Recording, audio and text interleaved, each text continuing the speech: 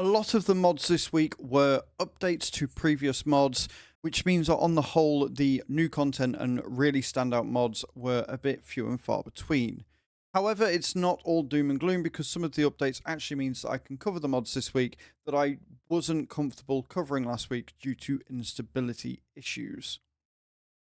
The first of these mods that got updated this week was financing. I really wanted to cover this mod last week. However, due to all the instability, the mod conflicts, and causing games to crash and things to not work, I didn't cover it. However, we have had more updates and it is much more playable now. This mod basically allows you to lease to buy using a set number of periods that you can do and offering the fact for your vehicle to be repossessed if you do not pay the balance in time. It's a really cool mod that allows you to do a lot more on the farm as a result, and I'm very excited to show you how it works. Using this little Landini as an example, we're going to show you how the financing works. You can use this for different bits of equipment, trailers, etc. as well, but when you've got it on, you will have lease and financing down the bottom. Click on financing, and you can see here how much you're going to be paying per month, depending on which option you choose. So you've got 6 months, a year, 2 years. Disclaimer, any missed payments will result in 5% compound increase of the remaining amount to pay back, and the bank will repossess your vehicle if you don't pay by the end of the stated repayment term. So if you miss 1 month, it will ask for more, and then at the end of the term, it will take it back like a normal lease contract. You will have a different percent, so a different interest rate of how much you are paying. That's pretty much it. It's really easy. So you choose 6 months, and your purchase will be at the shop, and then after those 6 months, you will own that vehicle. I think this is a really cool way of doing the financing and offers you a much better way of doing realistic and simulation playthroughs. I would hope that we can see something very similar to this with loans in the future. The next thing I wanted to show you is a map. Now, I didn't really want to showcase maps on this sort of series because I feel that maps are a completely different thing to mods in some respects. However, I played this map last week and I fell absolutely head over heels in love with it. And it's just beautiful and stunning. It comes with a lot of features and definitely sets the bar very high. Also with the map comes another set of mods which gives you some buildings and things that you can use on other maps and playthroughs to really add a different touch of aesthetic to your game. This map is based in France. It is based near Strasbourg on the border. It is shared between agricultural plains and wooded groves. Rediscover agriculture, livestock, and forestry. This map consists of 2 typical farms in the region, and one in an old farmhouse with modern extensions, and the other a large agricultural building perched on the mountainside. Numerous new factories are available. A completely new village gathers points of sale, farms, and production facilities. This map consists of 86 field of crops, about 10 forest plots, and a stream called the Dubion.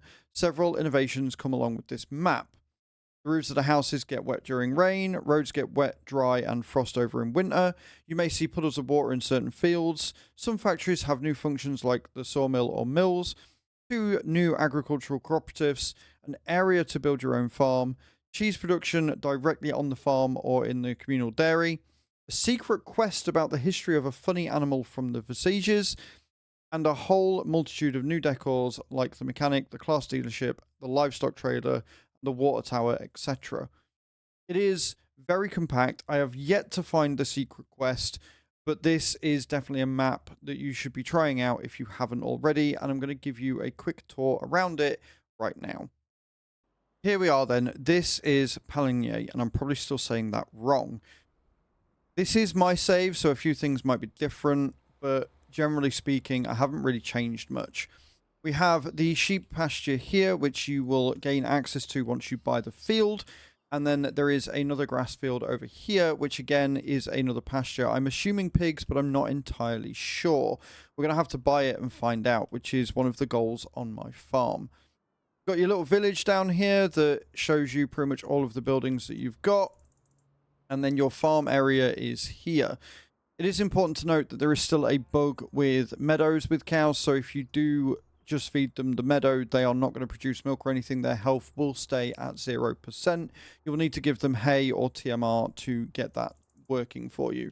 They will, however, still take straw, and I'm hoping will still make manure and slurry. You've got your little area here, which has got some storage pallets put in as well, so you can put all of your pallets of your equipment in there and stuff. And then around here, sorry for my bad driving around in flight mode, you have more storage. You've got your bale and pallet storage here for more bales and things, and then you've got your silo here for other things as well. It is really, really, really well thought out. It looks absolutely stunning.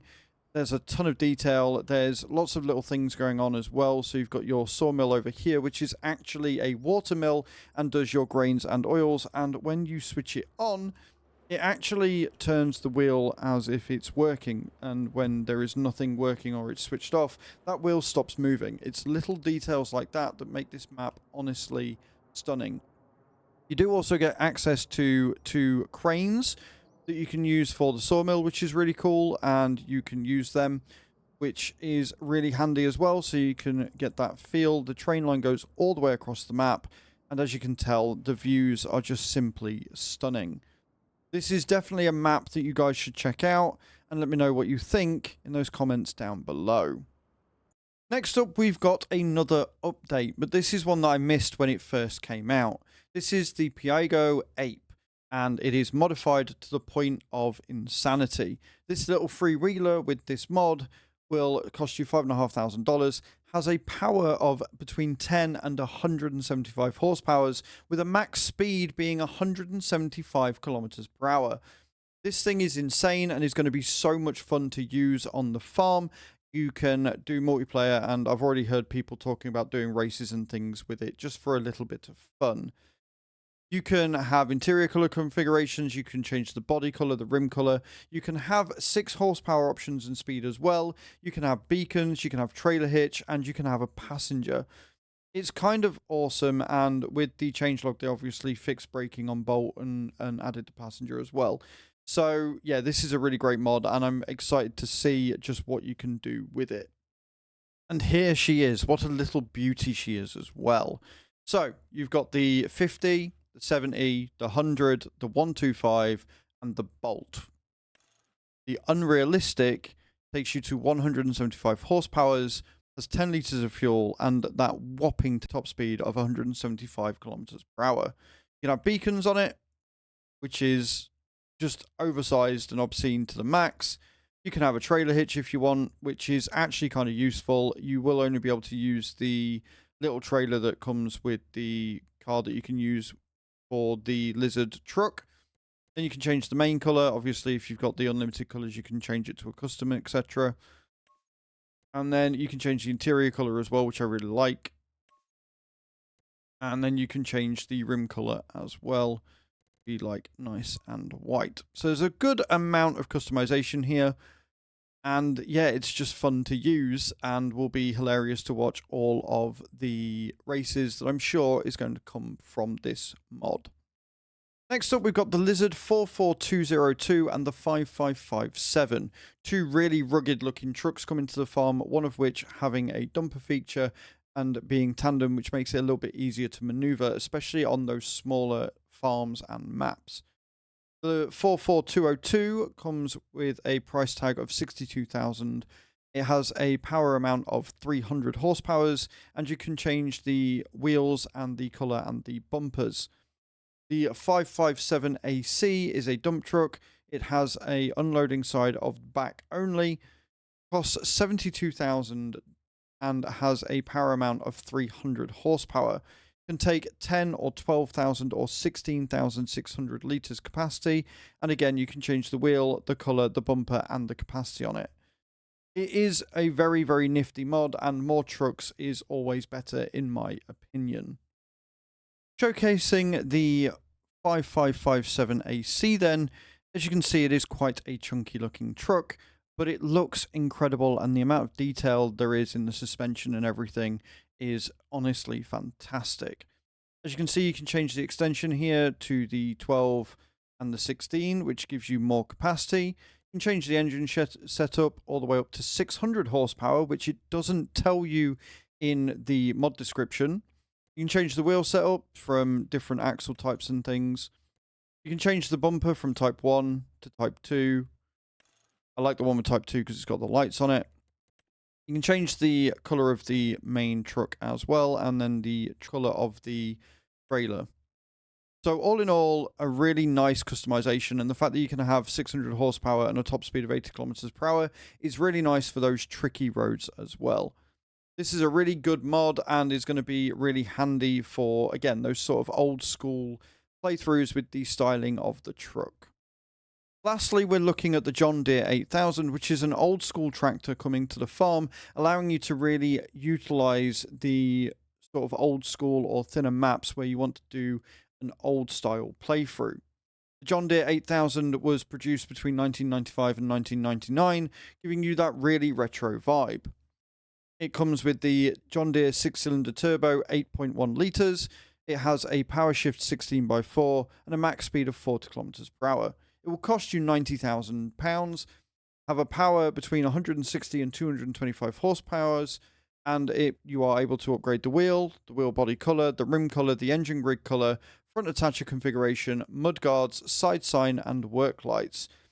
So it's going to be a really useful tractor to have on the farm, and again, if you want that old school vibe, this is going to be perfect for that. And here we are in the game with the John Deere 8000. It comes with a hell of a lot of customization, so buckle in. You can change the engine setup all the way up to 300 horsepower.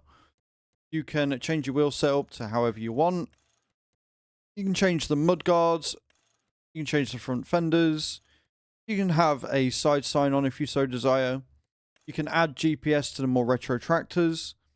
You can change your exhaust. You can change your mirrors. You can change how many beacons you have. You can change the interior. You can have different attachers. And then you can change all your colors. You do only get a limited selection if you don't use the unlimited color changer, but once you add that mod in as well, you can change the John Deere to look however you damn well please. This is really refreshing because normally with John Deere's you do not get to do that. So being able to change this at will is actually really, really nice. Naturally, I'm going to make it look absolutely horrendous because I can. And there you go. With all add-ons added, it's going to add about £100,000 onto the total cost. But for an old school tractor with a decent horsepower requirement, it's pretty damn good. This is a really nice mod, and I'm very, very glad to see it in the game. There you have it. That was this week's best mods, in my opinion. There were a lot of mods added, but they were generally just sheds and things, and a lot of the other mods were updates as opposed to brand new. Let me know in those comments down below what you thought of this week's mod updates, if you think there was anything else I should have covered instead, and which your favourite from this week is. Don't forget to hit that subscribe button, and I'll see you all next time. Ciao, ciao.